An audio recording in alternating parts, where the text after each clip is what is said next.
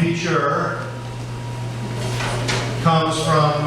hails from Upper Darby, Pennsylvania, and his work has appeared in the Philadelphia Inquirer, the Criterion, the Hopkins Review, the Dark Horse, and elsewhere. He teaches at Eastern University and LaSalle University, and he serves as associate poetry editor for the online poetry website, magazine, E-Verse Radio. Please welcome Luke Stromberg.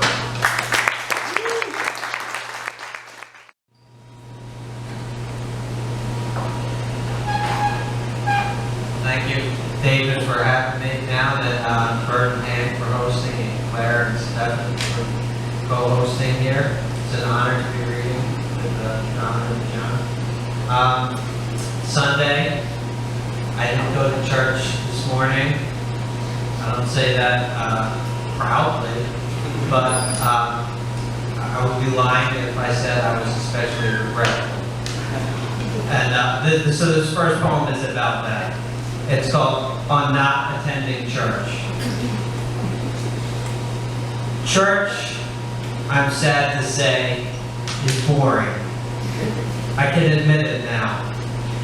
All that up and down, listless singing over blaring organ music, the pastor straining at the pulpit, it feels a little less than sacred. We sat up in the balcony, my family and I, in a row of aluminum folding chairs most Sundays of my younger years.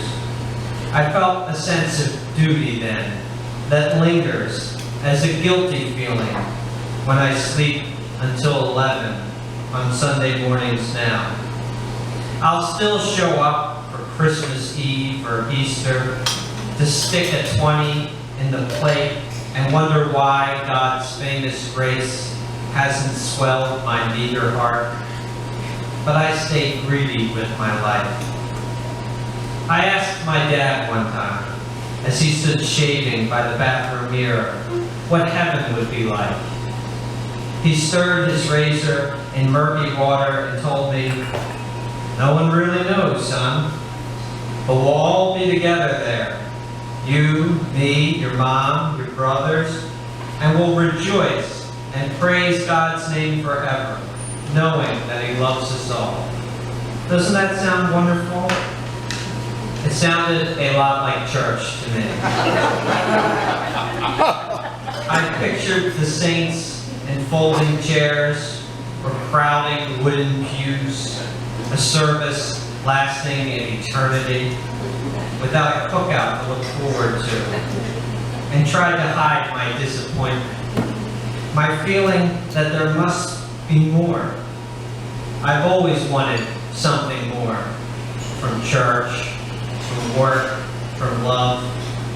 Too often, my life resembles a tasteless meal. I pick away, feeling bored, pretending that I'm satisfied, and leave the table hungry still. But surely it's better to go to church than watch the Sunday shows. Who knows? The hound of heaven may catch me yet. I read red-letter text with longing, hoping that it finally will. Meanwhile, the boring churches wait. So this poem, next poem is called Chimes at Midnight, and its title is an allusion to a line from Shakespeare, the Henry IV plays, I think it's Henry IV 2, and also a film that Orson Welles made, an adaptation of those films. And I mean, those plays in part tell the story, of course, many of you know, of Hal, and where he becomes Henry V, right? And his kind of, he's been hanging out with these disreputable characters. Falstaff is the main guy among those guys, and he has to kind of leave that life behind and sort of assume his responsibilities. And I wrote this for my cousin, Leo James Stromberg. So this is the chimes at midnight. You ranted, you raved, you handled life too rough. Bartenders' eyes would glare with homicide. All right, they'd say, I think you've had enough. Thrown out of every bar you stepped inside, and taunted, mocked, subdued by burly cops, you couldn't rouse this fallen world to listen. But like an express train blowing past your stops, you raged, intent upon a holy mission. In record shops and diners, you testified how cheapskates and bouncers would one day be judged. To strangers who'd listen and think, who is this guy? You had your principles and never budged. Stout as a tree stump, bearded and long-haired, a Viking raider out of central casting. The thunderbolt scar on your forehead flared when you would get yourself into a passion. The Lord would rather us be poor than slaves to things, you roar. Resist the alarm clock crowd. Their fancy homes, their boats, their cars were graves. The well-heeled in the churches were all too proud. We fought, we laughed, we stupefied ourselves with endless toasts and talked delicious nonsense, while Neil Young's high and plaintive voice wove spells. Back then, I was still in my innocence, and half believed that it was possible to live exempt forever. I was wrong. I found a job and married as people will. You're 6 years gone. It doesn't feel that long. You were a nut, but ah, the nights we had. Yes, we heard the chimes at midnight, my friend. Another round, our motto, for good or bad, and drank as if the night would never end. It's called Lightning in the Rain. And just like that, it's like nothing happened. As if you dreamed the warm spot she left in your bed, the press of her hand on your arm. The house forgets. From the kitchen, where your voices used to blend and talk, from the rooms that held the medicine of her presence, only a loud, persistent monotone, a silence that seems to have a voice.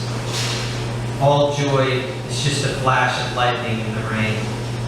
You cannot believe otherwise.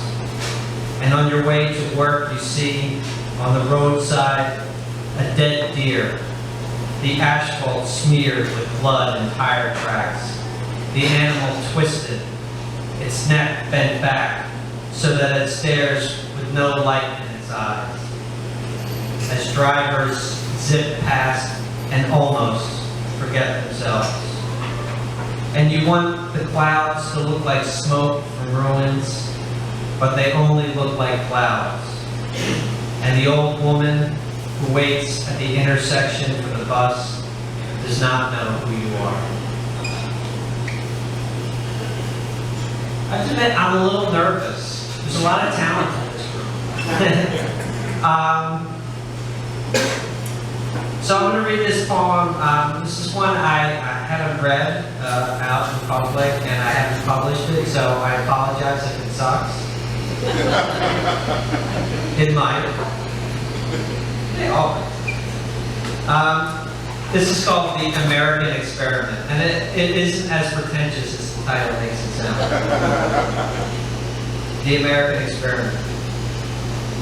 Even now, a woman threatens to enter this poem. I am at my desk with only the light of my small lamp for company, composing an ode to the American experiment, when she rings my bell. There she is, a bottle of Merlot under her arm, wearing a raincoat, heels, and she claims nothing else. Oh, how I long to be a serious-minded person.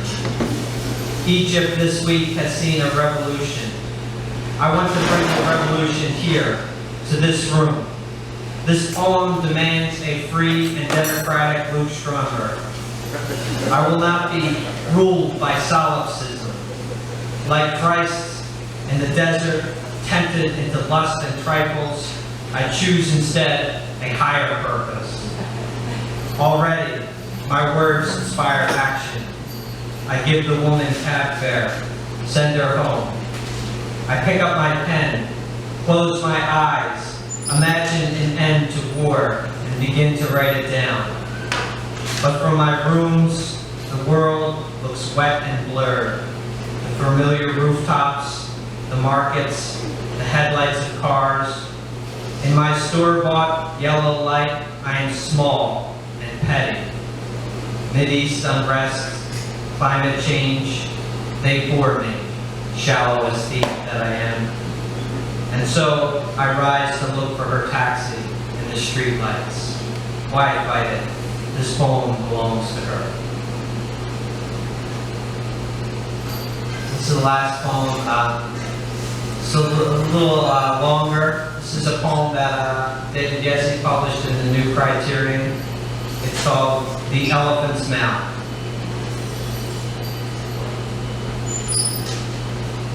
What's it take to join the circus? My father asked. A gang of workers were putting up a tent, big hammers ringing on the pegs in rhythm. I'm thinking that I'd like to join up with you guys. This was 45 or thereabout, I guess, when the circus used to come to town each year. My father was just a boy then, 8 or 9. Their train would rumble past his house on Guilford Road. Well, join the circus, one offered. You gotta be brave. He leaned on his hammer and mopped his brow with his shirt. Are you brave, kid? He asked, praising my father, who, conscious of the chuckling men, answered, I'm brave. Enough to stick your head up in an elephant's mouth? The workers gathered, happy for a break. I ain't afraid, he said, a bit less certain. Well, come on then. I know just the elephant. The animal was penned up in a tent nearby. Pulling back the flap, the man said, You're sure? I'm sure, my father said. Not sure at all. Not when he saw and stamped its mud-splattered feet. Held by his knees, my father was raised up to its mouth. And he did it, stuck his head inside, to the delight of all the roaring men. Then eyes shut tight, pulled free, his bravery made clear. Whatever my father felt inside that creature's mouth, I'll never know. I've looked at elephants, chewing grass, or slack-jawed in repose, and wondered, is it hot in there? Do they have teeth? My eyes were closed, my father says. I can't remember. I try to place myself within that tent. You weren't even thought of then, he laughs. I was a different person. So much has happened since. He thinks they told him that he should come back when he was older. That he was grade A circus material, and gave him passes to the show that night, which must have been at least a little disappointing. How does a kid go back to St. Cyril's after that? Desks of unworldly children blotting ink, a sister with her yardstick in the aisle, the wide blackboard that seemed to bar the way to fun. Within a few brief days, the tents were all brought down, and then the neighborhood was taken back by normal people and their normal tasks. No snakeskin man walked to the corner store for smokes. One of the hardest things I've ever had to do was to let go of my belief, long held, that I was set apart for something special, blessed by distinction, like a high-wire trapeze artist. And to be honest, I'm not sure I have let go. The illustrated woman haunts my nights with promises of some lost and unclaimed life. I have to will myself to go to work each day. But sometime in his 20s, my father married my mother. He sold his red hot rod convertible and then acquired a mortgage and raised 5 boys. For 30 some odd years, he worked for the school district. Today, my father lives just blocks from Guilford Road. No tent has gone up in the field for decades. The train line that ran through is long since gone, and he hardly can remember that elephant at all.